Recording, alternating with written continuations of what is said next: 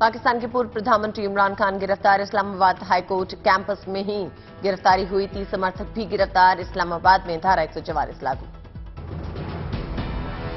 शीशे तोड़कर court room में दाखिल हुए पाकिस्तानी रेंजर्स। इमरान खान को धक्का देते हुए उठा के ले गए पाक रेंजर्स। गिरफ्तारी को लेकर इमरान की सुरक्षा में तैनात कमांडो से धक्का मुक्की हुई। पाकिस्तानी रेंजर्स ने डंडा दिखाकर दूर रहने की हिदायत दी। इमरान के कोर्ट पहुंचते ही पहुंच गए Pakistani rangers. Para military force और सशस्त्र दस्ते भी कोर्ट में दाखिल। बख्तरबंद गाड़ियों से कोर्ट के गेट को ब्लॉक किया गया था। कोर्ट परिसर में मौजूद इमरान के वकील से मारपीट हुई। पाक रेंजर्स की पिटाई से बुरी तरह जख्मी हुए वकील। समर्थकों को भी पीटा गया।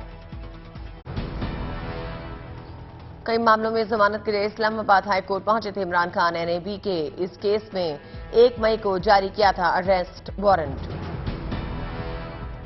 इस्लामाबाद हाईकोर्ट की सख्त टिप्पणी। चीफ जस्टिस ने कहा, अदालत खामोश नहीं रह सकती। इस्लामाबाद हाईकोर्ट का एनएबी के डीजी को समन। गिरफ्तारी के बाद इमरान के समर्थकों की लाहौर में आगजनी और तोड़फोड़। पीटीआई ने देश भर में कार्यकर्ताओं और समर्थकों से प्रदर्शन की अपील की। गिरफ्तारी से पहले इमरान ने बयान रिकॉर्ड कर जताई थी गिरफ्तारी की आशंका। गिरफ्तारी के बाद पीटीआई ने जारी किया रिकॉर्डेड वीडियो। इमरान की गिरफ्तारी पर बोले प्रधानमंत्री शहबाज शरीफ, पाकिस्तानी सेना को बदनाम कर रहे थे इमरान खान। देश में मनाया जा रहा है बड़ा मंगल। आज के दिन की जाती है महाबली हनुमान जी की विशेष पूजा अर्चना। दिल्ली में बड़े मंगल को लेकर भक्तों में उत्साह। कनॉट प्लेस के हनुमान मंदिर में दर्शन के लिए उमड़े भक्त। लखनऊ के हनुमान मंदिर में दिखी बड़े मंगल की रौनक। श्रद्धालुओं ने बजरंगबली के दर्शन किए। लखनऊ में सुबह से ही कतार में लगे भक्त। बड़े मंगल को लेकर दिखा खासा उत्साह। बड़े मंगल पर हनुमानगढ़ी पे उमड़ा आस्था का सैलाब। भक्तों ने किए महाबली के दर्शन।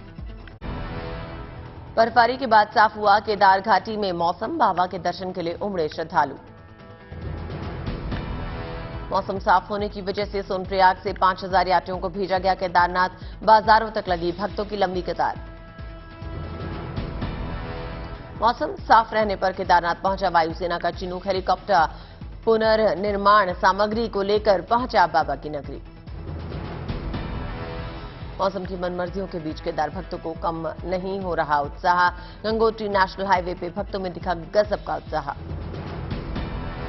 उत्तरकाशी में झूमते गाते नजर आए भक्त। लगाए बाबा के जयकारे। कल कर्नाटक में लोकतंत्र का महापर्व। विधानसभा चुनाव के लिए होगा मतदान। कर्नाटक में कुल 224 सीटों पर मतदान। 13 मई को आएंगे नतीजे। कर्नाटक के मतदान से पहले प्रधानमंत्री ने जारी किया वीडियो संदेश। बीजेपी सरकार के काम की तारीफें की।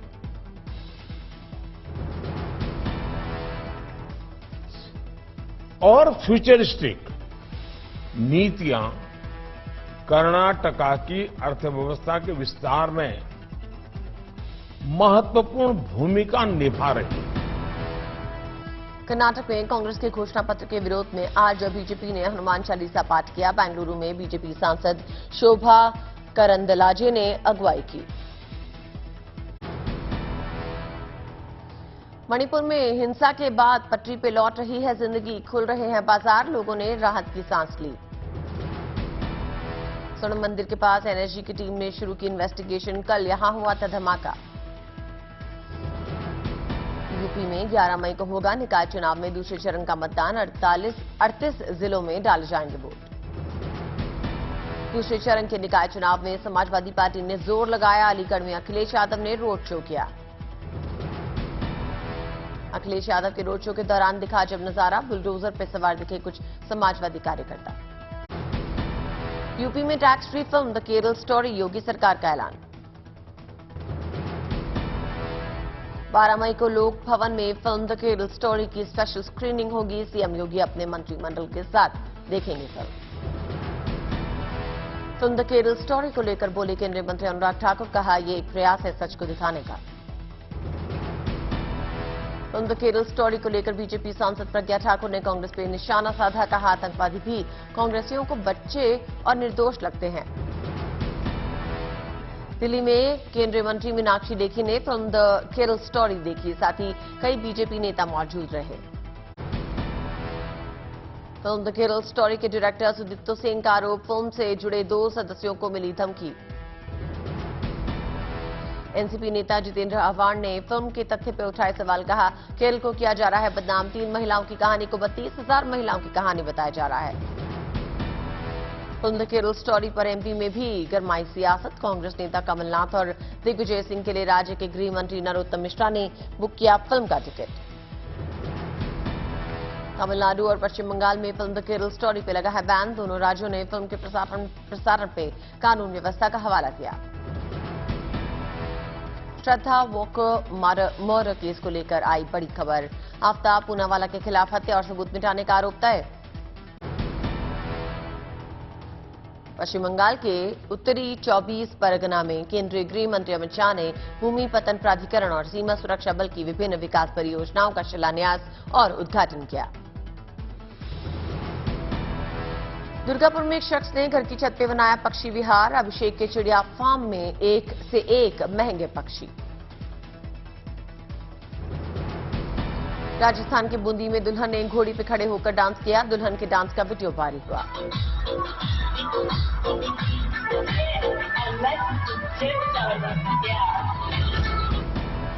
गुजरात की कशिश गोस्वामी ने जीता मिस टीन डीवा पैजेंट का खिताब। अगले साल जून में थाईलैंड जाकर करेंगे देश का प्रतिनिधित्व। 2027 तक बैन हो सभी डीजल गाड़ियां। पेट्रोलियम मंत्रालय का सरकार को अहम सुझाव। केले की खेती करने वाले किसानों के लिए बिहार सरकार का तोहफा। टिश्यू कल्चर तकनीक से केले की खेती पे 62,500 रुपए देगी राज्य सरकार। झारखंड के गढ़वा में चोरी के 148 मोबाइल पुलिस ने बरामद किए। पुलिस प्रशासन की इस अनूठी पहल की लोगों ने सराहना की। बागपत में महिलाओं को सशक्त बनाने की दिशा में जिला प्रशासन ने मिशन तरकारी के नाम से एक अनूठी योजना शुरू की। इस योजना के तहत महिला समूह 8 एकड़ कृषि भूमि पे उगाएंगी ऑर्गेनिक सब्जियां। चारधाम यात्रा के पौराणिक मार्ग को फिर से जीवंत करने के लिए गंगा पथ यात्रा की होगी शुरुआत। पौड़ी के डीएम ने 22 किलोमीटर पैदल चलकर मार्ग का जायजा लिया। चेन्नई में सीएम एमके स्टालिन ने एसी कारखाने की नींव रखी। कारखाना बनने के बाद खुलेंगे रोजगार के नए अवसर। इंग्लैंड के सेल्सबरी में भारत यूके का संयुक्त सैन्य अभ्यास। अजय वॉरियर सैन्य अभ्यास में जवानों ने सैन्य कौशल का प्रदर्शन किया। 11 मई तक दोनों देश की सेना करेंगे अभ्यास। भारत की बिहार रेजिमेंट ने इस अभ्यास में हिस्सा लिया। राजकोट में पौल महोत्सव का आयोजन किया गया। मोतियों से बने सामानों की प्रदर्शनी लगाई गई। हुबली में है भारत का एकमात्र बीआईएस सर्टिफाइड राष्ट्रीय ध्वज निर्माण इकाई। बड़ी संख्या में महिलाएं बना रही हैं तिरंगा। राजौरी में वर्ल्ड रेड क्रॉस डे पे रक्तदान शिविर का आयोजन। बड़ी संख्या में लोगों ने रक्तदान किया। आदेश में मनाई जा रही है बाबा रविंद्रनाथ टैगोर की जयंती। अगरतला में खास आयोजन में पहुंचे सीएम माणिक साहा। पटना एम्स के डॉक्टर की शानदार पहल। 80% वेतन का गरीबों के इलाज के लिए किया दान। अब तक 10,000 से अधिक मरीजों की मुफ्त में कर चुके हैं इलाज। कुन्नूर में प्रेस क्लब ने वॉलीबॉल लीग के लिए थीम सॉन्ग जारी किया। कई पत्रकारों ने हिस्सा लिया। नागपुर में पर्यावरण संरक्षण मुहिम को ताकत मिलेगी। नगर निगम की ओर से मटीरियल रिसाइकलिंग फैसिलिटी का शुभारंभ। इंदौर की सड़कों पे सैर करता दिखा बाघ। सीसीटीवी में कैद हुई तस्वीरें। भारत पहुंचे इजरायल के विदेश मंत्री एली कोहेन। दिल्ली एयरपोर्ट पे हुआ स्वागत। जोधपुर में पर्यावरण संरक्षण का संदेश देने के लिए साइकिल से भारत भ्रमण पे निकले नरपत गहलोत। 16,000 किलोमीटर है यात्रा का लक्ष्य। केरल के कोझिकोड के एक शख्स का अजब कारनामा। पड़ोसियों के लिए लगवाए 100 से ज्यादा किचन गार्डन। चचेरी बहन की शादी में रामगढ़ पहुंचे सीएम हेमंत सोरेन। बारातियों का किया स्वागत। श्रीनगर में कला को बढ़ावा देने के लिए सरकार की पहल। घाटी में पेंटिंग एग्जीबिशन का आयोजन किया गया। घाटी में सैलानियों के लिए देवदूत बने बीआरओ के जवान। बर्फबारी के बाद सुरंग में फंसे 10 लोगों का सफल रेस्क्यू किया गया। दिल्ली में ग्रीस दूतावास में कार्यक्रम का आयोजन। समारोह में ग्रीक समुदाय के लोगों की अनूठी संस्कृति को दर्शाया गया। पणजी में G20 की तीसरी बैठक का आयोजन। विकास कार्य को लेकर किया गया मंथन। ताशकंद में हुए एशिया तीरंदाजी प्रतियोगिता में गुहाना के कुशाल ने कमाल कर दिया। भारत के लिए जीता ब्रॉन्ज मेडल। घर में खुशी की लहर। यूपी के गाजीपुर में किसान का कमाल। 45 डिग्री तापमान में उगाए सेब। कोटा में आयोजित खेल महोत्सव में पहुंचे लोकसभा अध्यक्ष ओम बिरला। बल्लेबाजी में ओम बिरला के साथ हाथ आजमाया लोगों ने। वडोदरा के महाराजा सियाजीराव विश्वविद्यालय पहुंचे बॉलीवुड अभिनेता नवाजुद्दीन सिद्दीकी। छात्रों ने भव्य स्वागत किया। तमिलनाडु क्रिकेट एसोसिएशन का बड़ा प्लान। आईपीएल की तर्ज पे अगले साल महिला तमिलनाडु प्रीमियर लीग आयोजित करने की योजना। त्रिपुरा के मुख्यमंत्री माणिक साहा ने अगरतला में अत्याधुनिक स्मार्ट ट्रेनिंग सेंटर का उद्घाटन किया। कहा सभी सरकारी काम पेपरलेस होंगे। चंडीगढ़ में शांति व्यवस्था को लेकर पुलिस ने कसी कमर। पंजाब पुलिस और अर्धसैनिक बलों ने फ्लैग मार्च किया।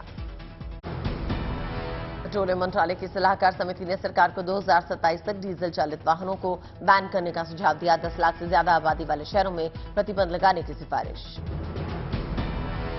2022-23 में डेवलपर्स ने जमीनों के 87 सौदों से 1862 एकड़ जमीन खरीदी। इन सौदों से मुंबई, दिल्ली समेत बड़े शहरों में रेजिडेंशियल और प्लॉटेड डेवलपमेंट्स के प्रोजेक्ट्स बढ़ेंगे।